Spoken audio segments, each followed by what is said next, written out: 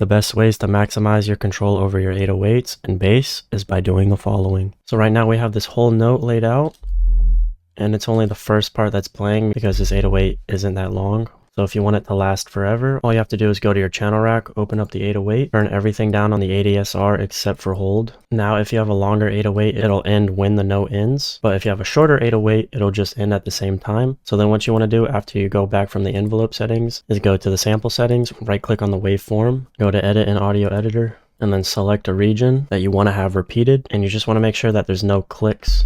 So that's good. So then you go up to this flag looking thing, go to set loop, and then drag it back to the area on the channel rack that you had it. See, now that's looped incorrectly, so I want to re-loop it. After you've done a few adjustments and you found the perfect area, I think usually a smaller section of it will work better. Then the 808 will last forever. If you want to give it movement, you can add an LFO straight through the envelope settings by amount. You have a pre-delay and attack time, and how often it's going to oscillate in volume. Back at the sample settings, another way to make it bump louder is to increase the gain, which is here at this boost.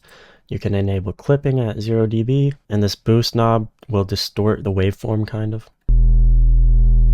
So now we've reviewed the LFO, the envelope ADSR, a built-in distortion, and how to make it last forever. Another few extra external effects you can add onto it.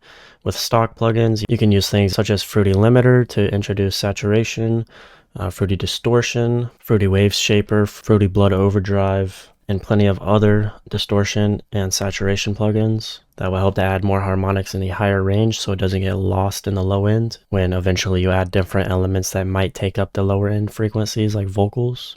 So you can add a soft clipper to make it louder. And R-Bass is my go-to. It's a Waves plugin that's basically a fine-tuned saturator specifically designed for bass instruments. So yeah, those are the basic concepts on how you can have the most control over your 808s. Drop a like and follow for more.